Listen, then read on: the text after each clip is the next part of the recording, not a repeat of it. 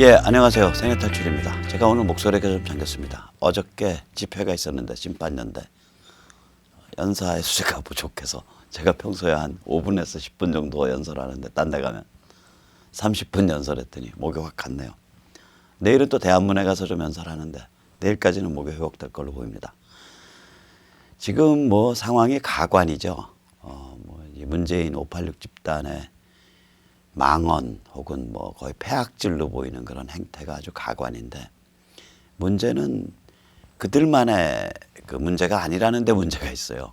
이 우리 사회가 지식층 전체가 썩은 지가 오래되고 제대로 작동하지가 않은 지가 오래돼서 뿌리가 깊습니다. 그래서 인물도 없어요. 사실 인물이 없습니다. 이 정치판에 내보낼 만한 여러 가지를 갖춘 인물들이 그렇게 쉽질 않아요. 자, 이런 고민들이 잔뜩 있는데 이렇게 고민이 많을수록 좀 더 철학화될 필요가 있습니다. 그러니까 이게 뿌리가 어디 있는지 우리가 좀 깊게 들여다보겠습니다. 그래서 오늘은 약간 내용이 어렵습니다. 용서해 주십시오. 피우진 이제 보훈처장이 결국 이런 취지의 말을 했어요. 김원봉이 다룬 영화 암살이 인기가 좋았으니까 김원봉을 독립유공자로 검토할 만하지 않냐. 이 사람들 머릿속에선 진실은 없는 거예요. 그냥 인기. 그게 거짓, 그 영화 자체가 굉장히 그러니까 전체가 거짓이든 혹은 가장 핵심적인 진실을 다루지 않은 영화거든요. 핵심적 진실은 뭐냐? 김원봉은 공산계 테러리스트 노선입니다. 원래는 이제 무정부주의자 테러리스트였고요. 의열단을 만들었죠. 월북을 해서 북한 노동당 중앙위원을 했고요. 북한 최고인민회의의 부위원장까지 하다가 1959년 종파숙청 때 제거됐습니다. 일설에 의하면 청산가리에서 자살했다 그러는데 맞아 죽었을 겁니다. 감옥 속에 어떻게 청산가리가 들어갑니까? 그때 수만 명 숙청할 때인데. 피우진이 하지 않은 말은 뭐냐면 이런 말을 했었어야 돼요. 차라리. 아니, 헌법재판소 보세요. 헌법재판소도 조중동 쪼가리로 대통령 파면했잖아요. 그러니까 우리도 영화로 그거 근거로 해서 김원봉을 독립유공자로 해도 되는 거 아닙니까? 차라리 제가 헌법재판관님들보다 좀 낫네요. 피우진이 좀 그렇게 말해줬으면 좋겠어요. 차라리. 한마디로 이 사람들 사고방식은 진실 까지 마세요. 뭐 거의 그런 사고방식입니다. 완전히 진실이 경멸받는 그런 세상에서 우리가 살고 있습니다. 이제 외교부 한반도 평화교섭본부장 이도훈, 이 사람은 맞는 말을 했어요. 이것 때문에 지금 뭐 신문에서는 야, 한미 정상회담 앞두고 이도훈이 너 그런 말하면 정상회담 제대로 되겠어? 근데 맞는 말을 했어요. 부분적으로 맞는 말이에요. 뭐냐? 더 강한 제재와 압박으로 북한이 핵을 포기한다는 건 환상이다. 이게 왜 맞는 말이냐면, 만약에 이때 북한을 김일성 영생교 3대 메시아 김정은 체제로 본다면 맞는 말입니다. 더 강한 제재와 압박을 가해도 김일성 영생교 3대 메시아 김정은이는 아마 핵 안 포기할 가능성이 높다. 그럼 상당히 맞는 말이에요. 이거 미국의 정보분석관들도 다 그런 얘기 하잖아요. 댄코츠 같은 사람들. 그 DNI의 수장, 미국 그 DIN인가? 미국, 잠깐만요. Defense Director of National Information. 예, 그렇죠. DNI죠. DNI의 수장인, 그러니까 미국 정보기관 전체를 총괄해서 정보를 요약 보고하는 그런 자리입니다. 거기에 그 국장인 댄코츠도 뭐 이런 말 하잖아요. 그러니까 이 말 자체 맞는 말이거든요. 근데 안 한 말이 있죠. 뭐냐? 체제 압박의 최종 목표는 김정은 체제를 핵 포기시키는 게 아니라 이 김일성 영생교 체제를 전략적으로 교살하고 미국이 북한을 접수하는 거다.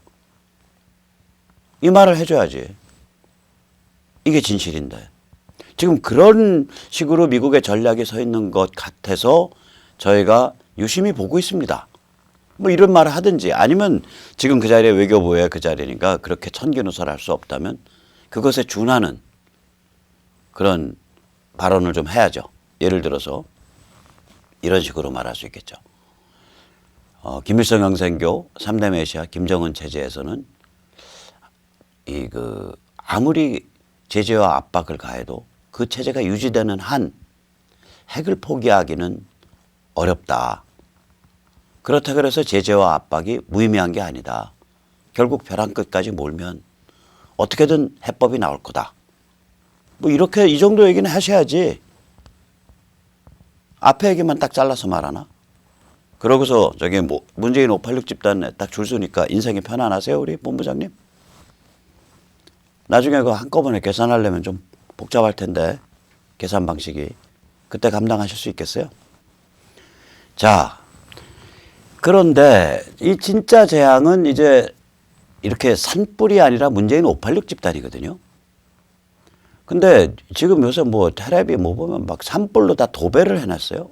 그 도배를 해갖고 정용을 국회에 앉혀놨다고 나경원이가 그거 뭐 지금 산불 나서 국가 저기 재난사태인데 위기관리 상황인데 위기관리 상황실장 정용이를 왜 거기에 우리 질문 다 듣고 가라 그러고서 나경원이가 붙잡았냐 그러는데 전 나경원 어젯밤에도 가서 좀 많이 공격하고 나경원 너 죽을래 살래 그런 구호도 외치고 했지만 물론 그때 죽인다는 것은 물리적인 생물학적인 살인이 아니라 표로 정치 생명을 끊는다는 걸 뜻합니다. 저 그렇게 뭐 했지만은 이거 정의용에 앉혀놓고서 국회에서 계속 질문한 거 맞아요. 아마 질문이 주로 이제 그 한반도 상황에 대한 질문이었을 텐데 그 질문이 산불보다 중요한 게 맞습니다. 물론 돌아가신 분들도 있고 비극적인 사건이지만 이게 우리가 좀 냉정해질 필요가 있는 거예요. 이 한국 언론들이요, 기레기들이 뭐 이런 거 하나 건져보면 지구가 멈추고 그 다음에 한국인 외에는 인류가 없고 그 다음에 산불 사건 외에는 다른 사건이 없는 듯이 막 미친 듯이 달려들어서 보도하는 그 균형 감각을 상실하는 그런 그 아주 이상한 근성이 있어요, 기레기들이. 참고로 미국을 예를 들어 드릴게요. 미국은 2018년 캘리포니아 멘도치노 산불이 크게 났습니다. 이게 아마 역사상 제일 큰 산불일 텐데요.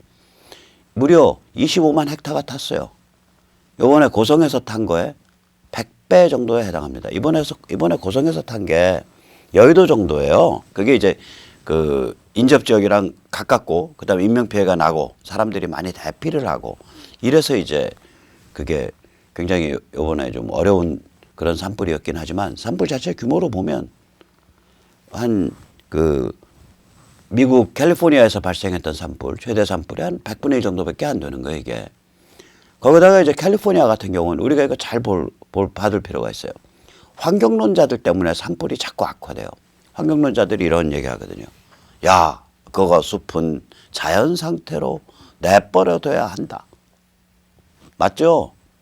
자연 상태로 내버려두면 산불이 납니다. 왜냐? 산불도 자연현상이니까. 나무가 떨어져서 썩어갖고 바짝 마른 상태에서 부벼지면 거기서 불이 일어나요. 바람 불어서. 많이 부벼지면. 그러니까 숲은 내버려둬야 한다는 그 임도도 못 뚫고 숲도 못 관리하게 해서 그래서 캘리포니아 산불이 갈수록 악화돼요. 지금 추세가. 한국도 똑같죠. 환경론자들이 뭐라 그래요. 사대보 뜯어내자 그러면서 물은 흘러야 한다. 이거랑 캘리포니아 환경론자들 숲은 내버려둬야 한다. 문장 구조도 똑같아요. 이 사람들은 머리 구조가 다 이런 식이야. 아니 요번에 그래도 고매하신 헌법재판관이나 고매하신 검사나리 판사나리보다 저는 이 환경 그 타당성 검토하는 사람들이 훨씬 더 정직하다고 봅니다. 4대강 못 듣자 그걸 목표로 삼아서 그 검토하는 용역 발전하겠다 그러니까 지금 계속 아무 회사도 거기에 용역 신청 안 하잖아요. 그거 신청했다가는 업계에서 바보 빙신되니까 안 하는 거예요. 그런 걸 보면 우리나라 헌법재판관들, 우리나라 검사들, 우리나라 판사들은 그런 직업적인 전문 지식층이 가져야 될 기본적인 자기 양심도 없는 자들이에요, 이 자들은. 당신들은 토목이나 이런 거 해서 그 타당성 그 보고서 내고 이런 그 전문 지식인들보다 일선 현장에서 살아가는 훨씬 더 부정직하고 훨씬 더 엉터리 같은 사람들입니다. 그 사람들은. 좀 많이 배워야겠죠. 차라리 그런 사람들한테. 참고로 말이 나온 김에 산불은 자연에 필요한 경우들이 있어요. 예를 들어서 이제 큰 나무 있잖아요. 그 나무가 너무 커갖고 막 그냥 이 그 집채만한 나무들 있잖아요. 자이언트 시콰이어. 그 저기 전라남도 담양에 있는 메타세콰이어랑은 완전히 다릅니다. 메타세콰이어 생각하시면서 자이언트 시콰이어 생각하시면 안 돼요.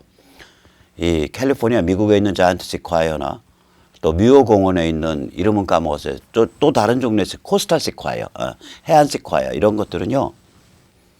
일단 잣나무 같이 이 사시사철 유지되는 나무들이에요. 메타세콰이어는 낙엽이죠. 메타세콰이어는 중국이 원산지입니다. 그러니까 짝퉁 중국 세콰이어입니다. 전남 담양에 있는 메타세콰이어. 그것도 뭐 잎이 올라갈 때는 보기 좋다고 또 가서 또 저기 그 드라이브하고 사진 찍고 난리가 아닌데 뭐 그렇게 여기가 자연환경의 그 다양성이 제한되어 있기 때문에 그런데 혹시라도 기회가 되시면은 자이언트 세콰이어가 있는 캘리포니아의 자이언트 내셔널 파크 그건가 이름이 제가 까먹었다. 그다음 메타세콰이어는 캘리포니아의 뮤어 내셔널 파크 이런 데 좀 한번 가보시면 인생이 확 바뀝니다. 굉장히 이 원기가 막 차오르는 것 같아요. 어쨌거나 이 자이언트 세콰이어 같은 경우 산불이 필요해요. 이게 왜 그러냐?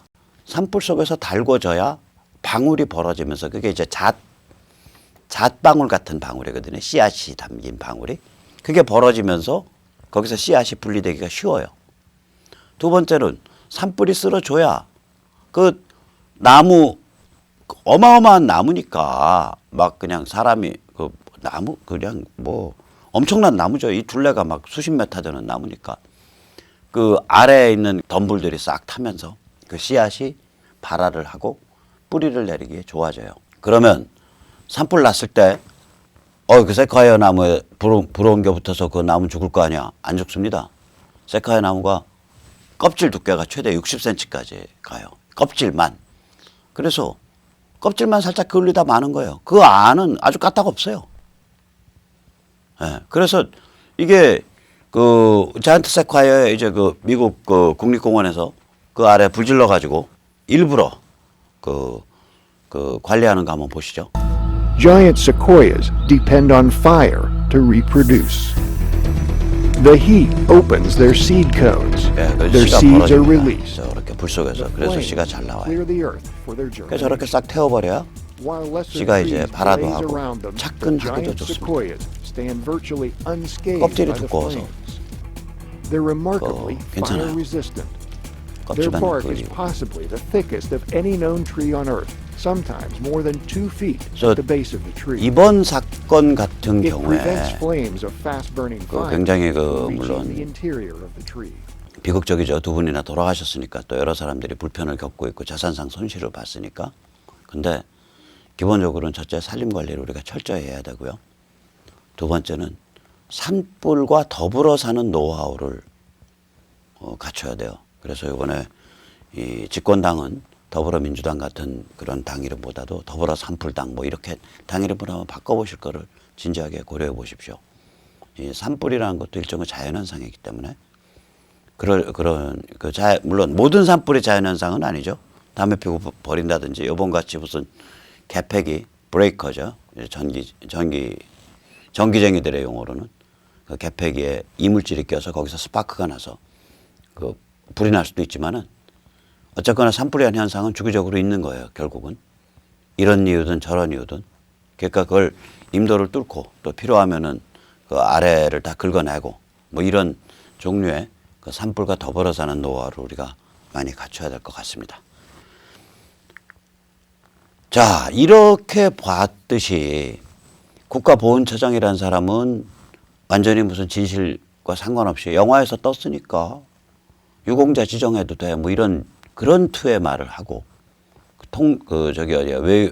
외교부의 그 남북 협상 그 실무총 담당이라는 자는 미국이 지금 북한을 전략적 교살로 몰아가기 위해서 최대 압박을 더 강화하고 있다는 것을 완전히 무시하고 문맥을 확 비틀어서 그런 식으로 최대 압박 아무리 해봐야 김정은 체제 핵 안 내려놓는다.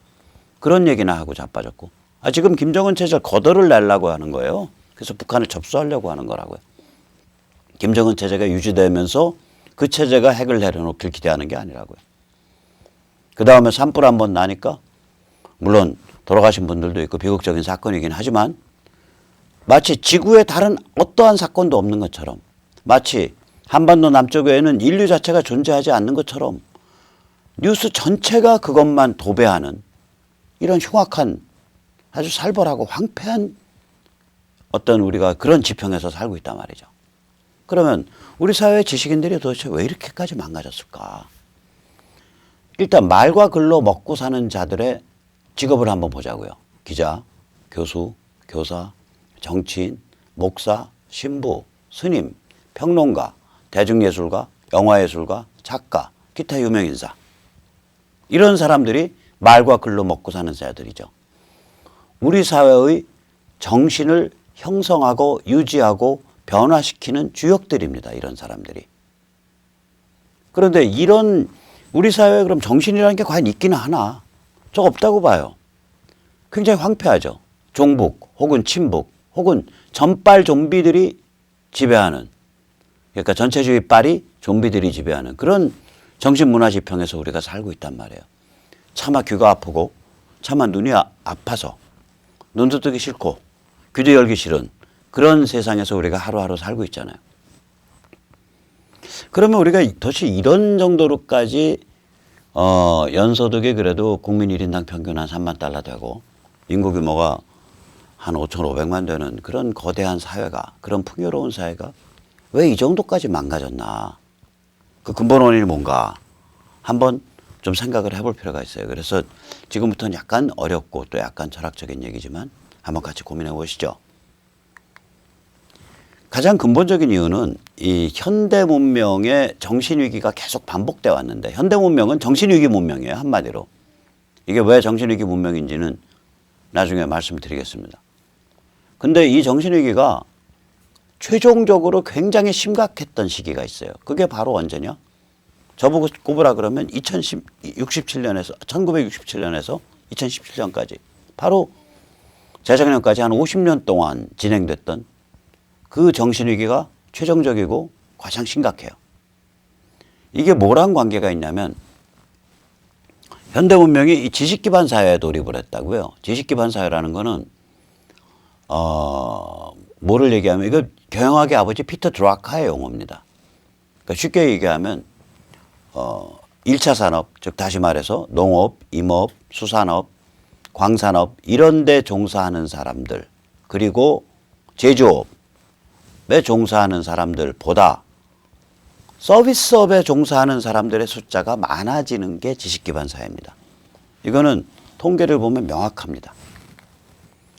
이게 이제 클라크 곡선이라 그러는데, 클라크 모델이라 그러는데, 이 통계를 보면 미국의 경우 1950년대 말, 1960년대 초에 제1차, 2차 산업 종사자의 합계 숫자보다 제3차 산업 종사자의 수가 많아져요. 그래서 이 현상을 두고 피터 드라커는 미국이 지식 기반 사회로 진입했다라고 말했습니다. 그러니까 knowledge based society라고 불렀어요. 그러면 자 이렇게 자기 머리 써서 정보나 지식이나 사람 응대하는 걸로 먹고 살게 되면요, 사람 하나하나가 맹렬한 자의식을 갖춘 사람, 또 자기 나름의 논리성, 그게 맞든 틀리든 뭐 그게 좀비스럽든 혹은 그게 정말 들을만하든 나름의 논리성으로 중무장한, 그리고 굉장히 빼딱한 데가 있는 무도덕한 개인으로 막 사람이 양산돼서 나와요. 이게 지식기반 사회가 그런 특징이 있다고요. 원래 현대문명이 사람을 시장 속에서 살아가는 무도덕한 개인, 자의식 덩어리, 이고로 만들어요. 그러나 이게 현대문명 자체가 계속 일종의 인간 심리의 위기를 불러일으키는 문명이거든요. 이게 왜 그러냐면 공동체 다 빠개버리니까. 우리로 말하자면 대가족 빠개, 그 다음에 문중도 빠개, 집성촌도 빠개, 현대문명이 이걸 다 빠개거든요. 그리고 자기 혼자 눈 똑바로 딱 뜨고 시장 속에서 헤매고 살아야 되니까 그런 사람으로 만든다고요. 우리가 도덕이라는 건 공동체에서 습득하는 건데 공동체는 다 빠개버리고 너가 네 인생 시장 속에서 혼자 책임져, 이렇게 된단 말이죠. 그래서 이게 현대문명이 인간을 그런 유형의 사람으로 만든다고요. 자의식이 맹렬하고 자기 나름대로 논리적이라고 생각하고 그런데 무도덕하고 그런 종류의 이고, 그런 종류의 개인으로 만들거든요.